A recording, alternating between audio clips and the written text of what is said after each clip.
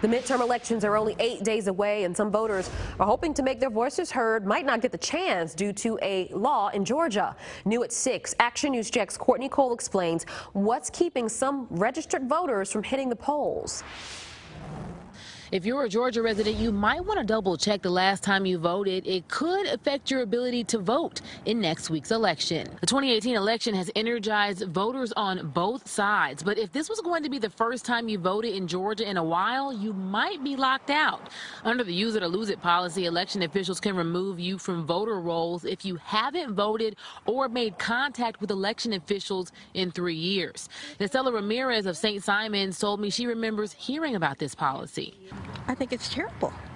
You know, people aren't supposed to not vote. They can vote whenever they want to. According to an investigation by the American Public Media, 107,000 voters, or 18% of all Georgia voters, were removed from the rolls in 2017 under the use it or lose it policy.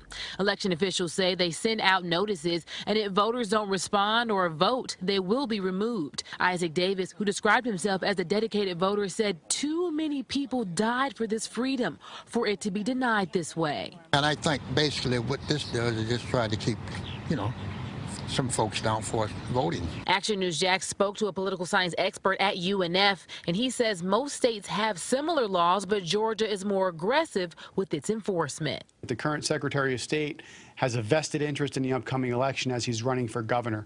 So some might say that there is a real conflict of interest here. I reached out to Glenn County, McIntosh, and Camden Board of Elections to figure out if any of these voters have been affected by the use it or lose it policy. Camden and McIntosh tell me so far none of their voters have been affected. But here at Glenn County, they told me to check with the Georgia Board of Elections. I've reached out to them via phone and email and have yet to hear back. Reporting in Brunswick, Courtney Cole, CBS 47, Fox 30, Action News Jack.